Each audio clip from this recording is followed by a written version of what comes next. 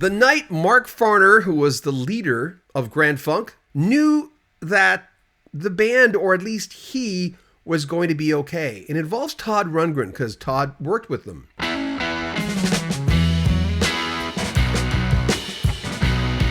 Mark was the leader of Grand Funk Railroad. Lead guitarist, lead singer, chief songwriter. We talk about Todd Rundgren and the early days on Rocky Street Music. How old were you when you knew you could go into the big room with the big boys? When did you get an idea of saying, I kind of got this as a guitar player? It had to be, when we started working with Rundgren. Yeah, on American Band and then, doing Locomotion and him coming out and grabbing the head on my Echoplex.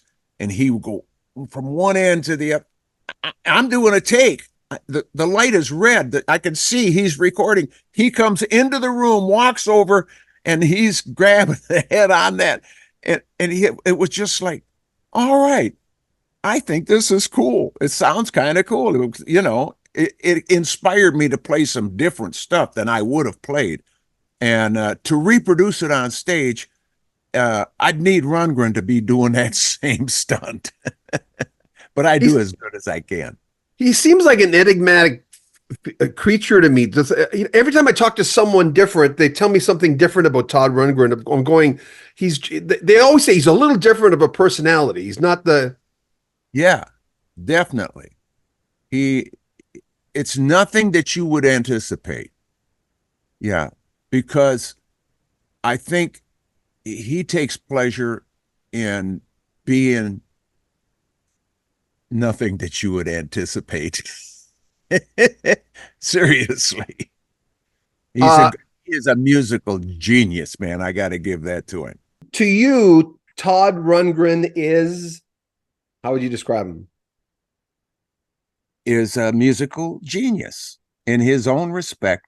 And a lot of people, they've told me other things that they thought about him. But I think anybody that can set up, that can get the microphones in the right spot without much, it's just his experience and what he's used. And you don't have to put EQ.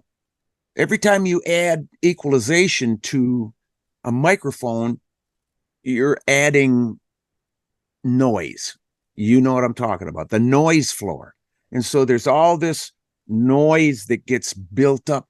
And Todd did everything from flat. He would duck the frequencies that were preventing him from hearing the frequency.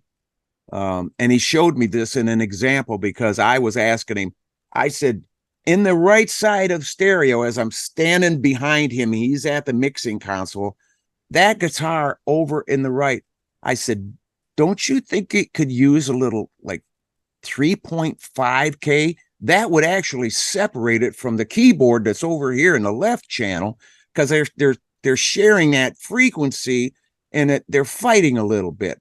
He says, yeah, but you don't add more 3.5. You take away the frequencies that are preventing you from hearing the 3.5, leaving 3.5 alone, and ducking those things that are muffling it. And he did that, and I went, dude, the light went on. Bingo! That's it. Wow. That was a key. It was like, bam, there you go. And I hope people that are listening to this conversation that you and I are having are getting that. Any kind of musician that fools with equalization and tries to get a mix, man, you can't add shit. You got to take shit away to get that nice, clean mix. There's so many great three-piece bands out there, and there's always the guys who don't play as well, because you can't hide with a three-piece band, man. You either know you either got your shit together or you don't. Exactly. And you guys were three-piece for a long time. Was it always that way? Did it just work when you guys started? You guys say, this works, we don't need anybody else. Yeah, it was our intention just coming out of the chute to be three-piece, and we had the experience of two of the members in the previous band that we were in, the Fabulous Pack, two of the members were married. Kenny Rich, it was a Canadian brother from Windsor, Ontario, and Craig Frost. And so they left because their wives were threatening divorce.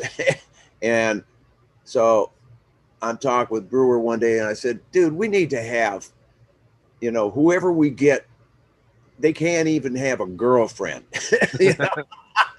We need to have somebody who's devoted to it, because at the time we were like 19 years old, and that was our rationale. And when we found Mel he was rehearsing with Question Mark and the Mysterians up in Bay City, Michigan, at Delta Promotions, which was a facility with the offices for the booking agency and what have you, plus recording studio, plus rehearsal studio. So there was a band in rehearsing, and we didn't know who it was because, couldn't see through the walls, but you could hear that bass through the walls. And when Mel came out, they had taken a break. Mel came out, and I went, oh my God, it's Mel Shocker, man. That's who's playing that bass. And we asked him if he would want to be in the band, because we're going to start a 3-piece band. This is before we even knew it was going to be what the name of it was. We were just going to start it and, do it in faith. And he was ready to leave because I think he had just wrecked one of their vans, and he was feeling bad about it. He wanted to, get down the road. So we started Grand Funk the next week, and the rest is history. The former leader of one of the biggest bands of the early to mid 70s, Grand Funk Railroad, Mark Farner, says he does not believe in luck. And let's remember, Mark Farner, like I said, was the leader, lead songwriter, lead guitarist, lead singer, and he talks about luck and a lot more on Rock History Music. I was asking John Lodge the question, and I said, John, don't take this personally. It's not about your music. But I said, you've done the work. You get into those rooms because you've done the work. You did without, as a kid, maybe not play baseball when you should have or whatever. Put whatever mother statement in there you want. But I say, do you believe in luck? And he said to me, you rehearse hard so that when luck happens, you're ready. I believe in Providence.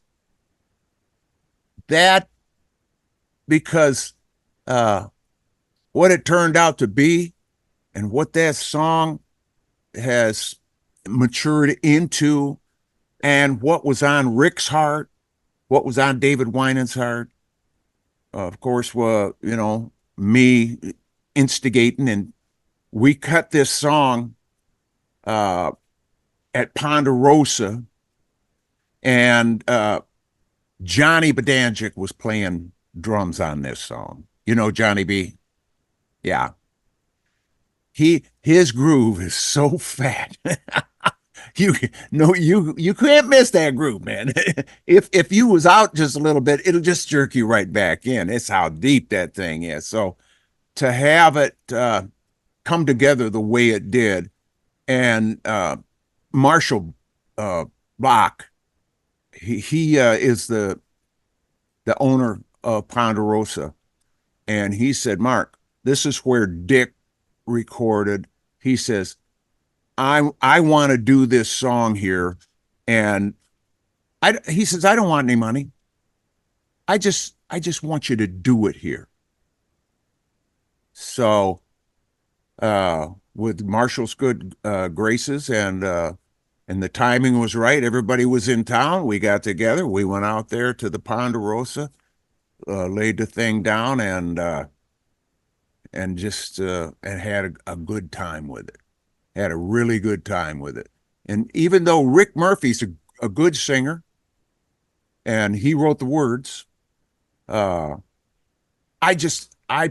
put a few words in there, but I'm not taking any credit for it, but just to make it sound more like me. Yeah. But it was, he said, no, man, you do it. You are the one that needs to sing this song. And then after I had sung the song, and he's telling me about my son, Jesse, and he said, that's what triggered the words. He said, your son Jesse, because Jesse was alive and he was a prisoner in a fleshy shell. Album is fantastic. Thank you. I appreciate that. All right. You've been telling me about, I think the last 2 times we've talked that about the Mark Slaughter album. You're working with him on this album, and I'm going, holy moly, the sound is amazing. Awesome. Good ears. No, but like the technically the sound of it is just, it's like bombastic. It's like, it's really well. I mean, you know what? It's not like the old days, but the technology's pretty good, man, these days. Yes, it is. Especially when you got somebody with ears like Slaughter.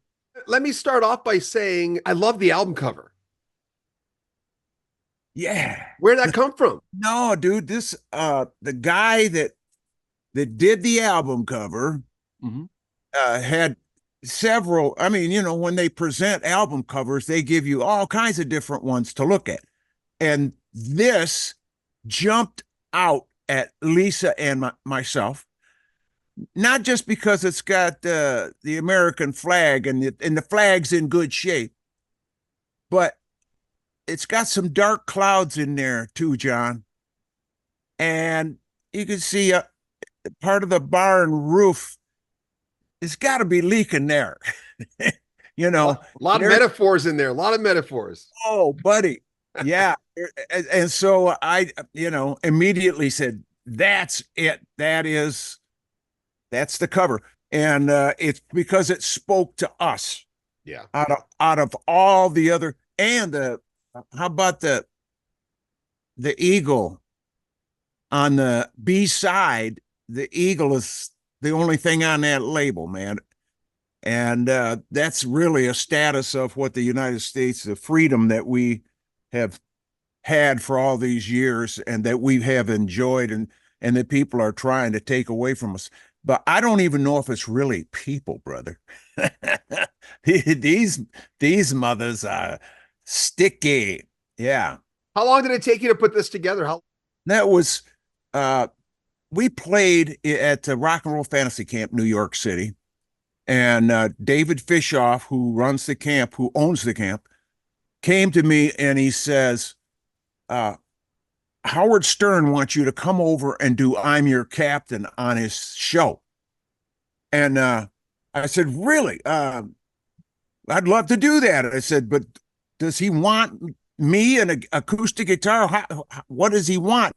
He says, I think he wants, if you can take the Fantasy Camp band.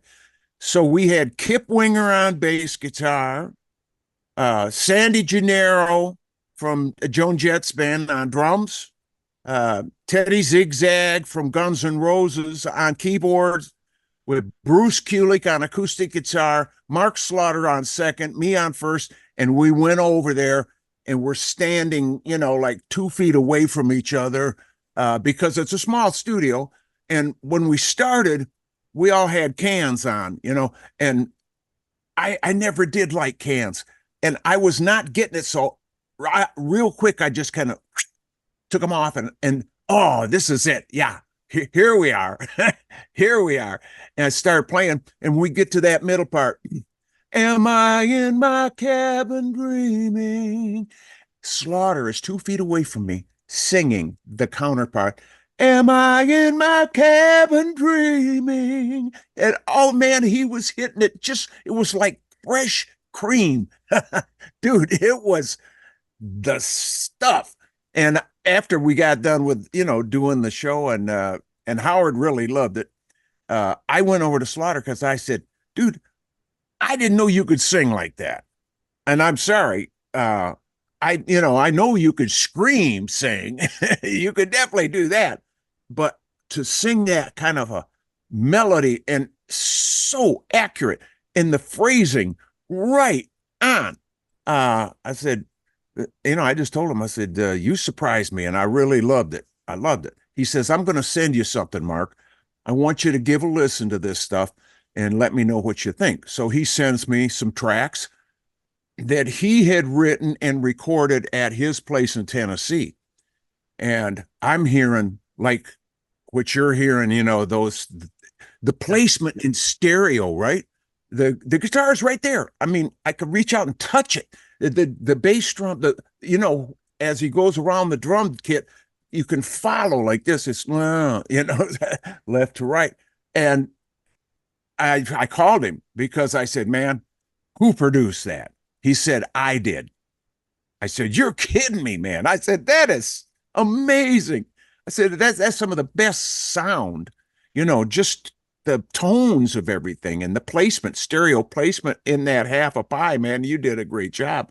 He said, I want to produce your next effort, no matter what it is. I wanted you to hear this so that you would have some confidence in me and know that I'm serious about producing you. And I went, oh man, this is from God, dude. Really, John, I felt like, holy shit. Yes. Okay. All right, then. Let's do this. Took us 2 years because he's a touring musician. I'm a touring musician. He'd go out for a couple of weeks. He'd come home and he's ready, and I'm gone for 2 weeks, So it took us 2 years, but I think that was Providence because some of the things that you set on for 2 years, I think we should have probably do it like this and put a different tone here, different placement. So it was all timing. It was the creator's timing. And we loved doing it. Our best work came from being in person in his studio. He wrote part of the first song on Anthem. there.